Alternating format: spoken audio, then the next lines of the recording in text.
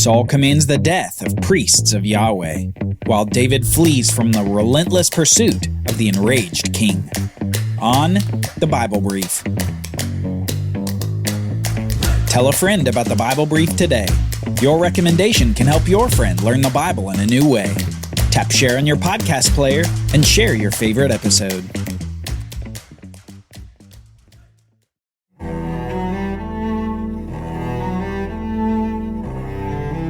David saw the priest approaching the camp. He could tell that the man had been seeking David for days, but the forest camp was well hidden. Since leaving the cave of Adullam, David and his men had traveled to a few potential places of refuge before they'd finally settled for a bit here in the forest of Hereth. Somehow, the priest had learned of his location and was approaching with great haste. As he drew near, David couldn't help but read his face. He was coming with grave news indeed. Abiathar the priest soon came to David and told him of tragedy that had struck Nob, the city that had temporarily hosted David and provided bread from the tabernacle for his men. Abiathar's story began with Saul and the man from Edom named Doeg. Doeg had been in the town of Nob that same day David was there, and he had caused this trouble to fall upon the town. Apparently, when opportunity arose to gain favor with Saul, Doeg decided to tell Saul that he saw priests of Yahweh harboring David and giving him provisions. And Saul's anger began to boil at the priests of Nob. Abiathar continued to recount the story as it had been told to him. Then the king sent to summon Ahimelech the priest, the son of Ahitub, and all his father's house, the priests who were at Nob, and all of them came to the king. And Saul said, "Hear now, son of Ahitub." And he answered, "Here I am, my lord." And Saul said to him, "Why have you conspired against me, you and David, the son of Jesse, and that you have given him bread and a sword, and have inquired of God for him, so that he has risen against me to lie in wait, as at this day?"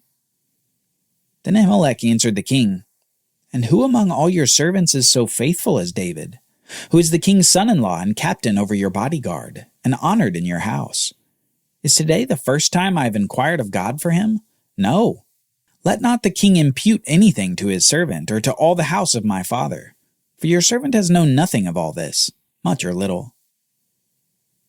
Ahimelech defends his innocence before Saul, as the king verbally tears into him, accusing him of treason and of harboring an enemy of the state. Ahimelech essentially says, "Why should I not have helped David, since he's your son-in-law and honored even in your own house?" News apparently hadn't reached Nod concerning David's status with Saul.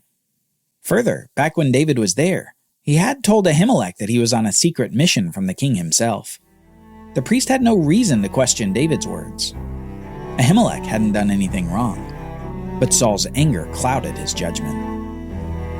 Saul said, "You shall surely die, Ahimelech, you and all your father's house." And the king said to the guard who stood about him, "Turn and kill the priests of the Lord, because their hand is also with David." And they knew that he fled and did not disclose it to me. But the servants of the king would not put out their hands to strike the priests of Yahweh. Then the king said to Doeg, "You turn and strike the priests." And Doeg the Edomite turned and struck down the priests, and he killed on that day 85 persons who wore the linen ephod.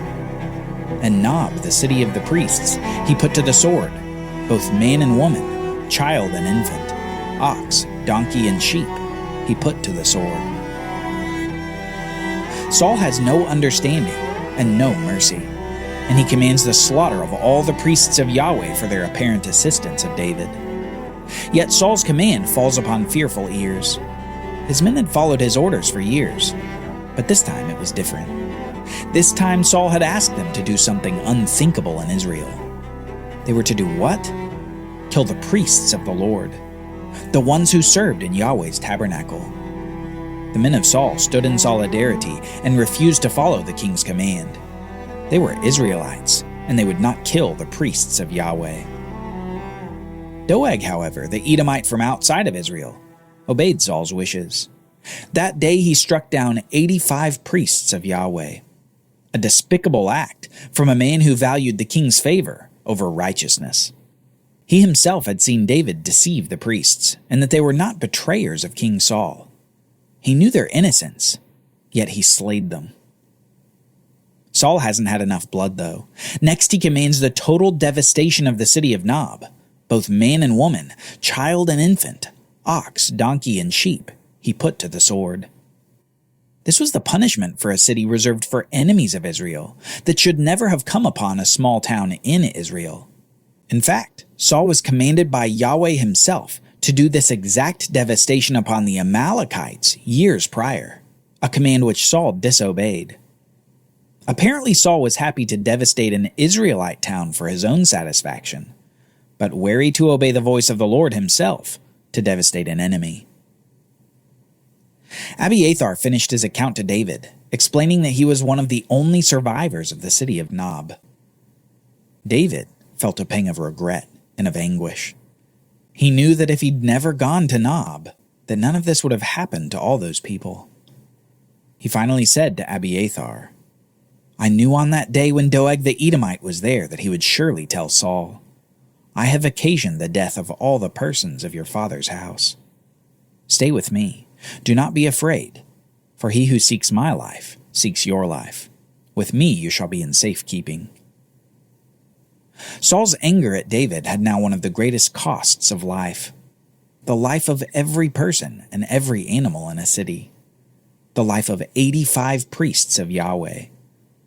But Saul didn't get the blood he wanted. He was still after David. Soon David and his men leave the forest of Hereth and save an Israelite city from Philistine invasion. But rather than earning the thanks of Saul, he continues his campaign to take David's life. We read in chapter 23, verse 14 that Saul sought David every day, but God did not give him into his hand. Saul continues his relentless pursuit of David, but Jonathan is somehow able to visit his friend in the wilderness. Jonathan encourages David, saying these words, "Do not fear, for the hand of Saul my father shall not find you. You shall be king over Israel, and I shall be next to you. Saul my father also knows this." Jonathan makes his clearest statement yet to David, that Jonathan himself will not seek the kingship after Saul. Instead, he sees that God has made David the next king. Surely this visit from Jonathan refreshed David.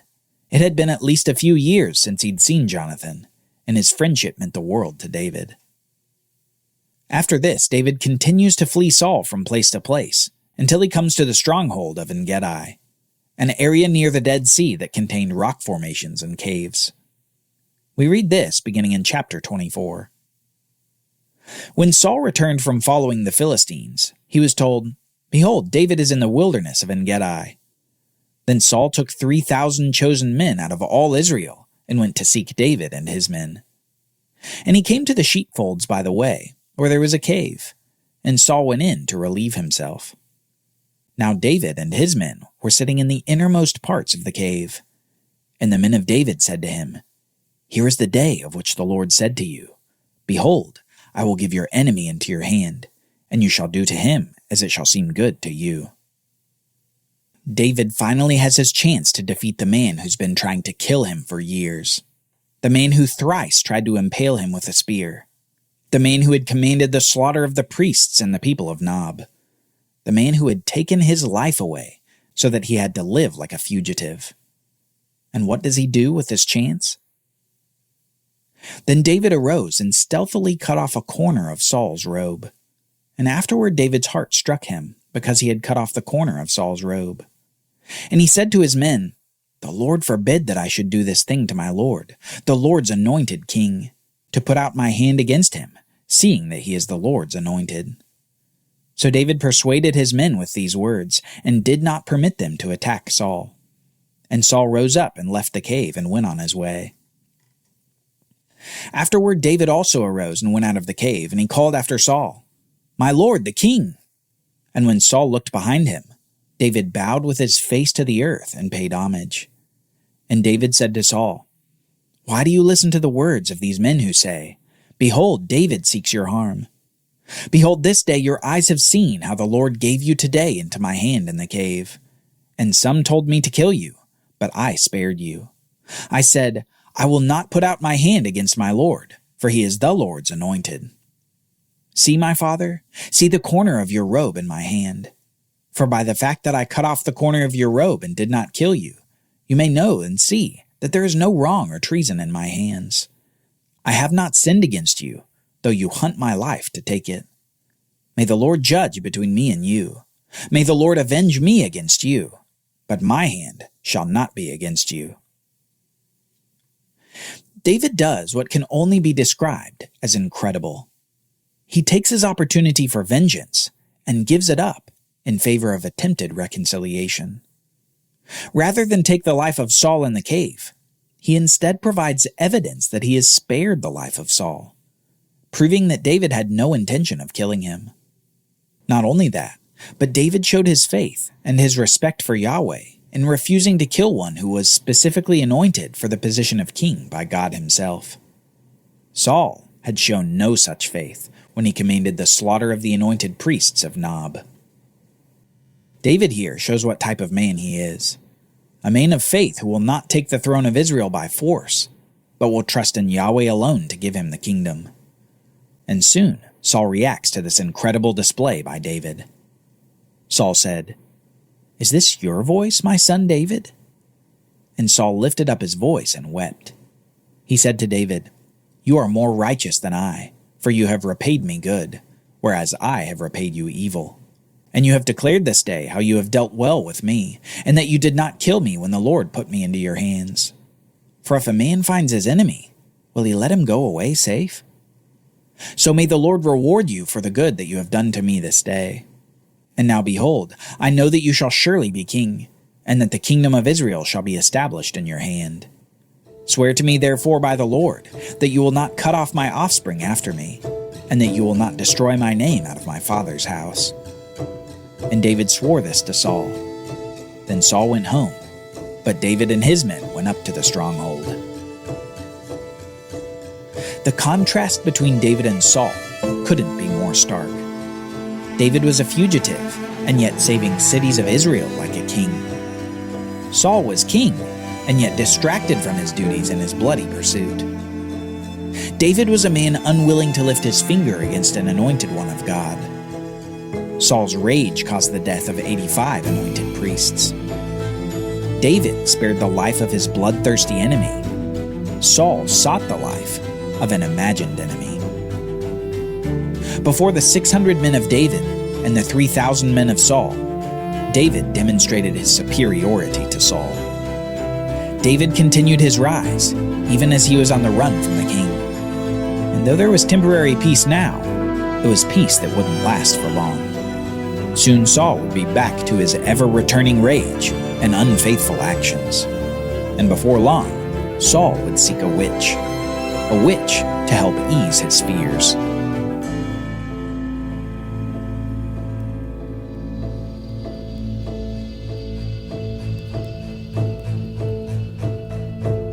Join us next time as the Philistines aggressively rise against Israel. And when Yahweh is silent, Saul does the forbidden. The Bible Brief is brought to you by the Bible Literacy Foundation, dedicated to helping people like you learn the Bible.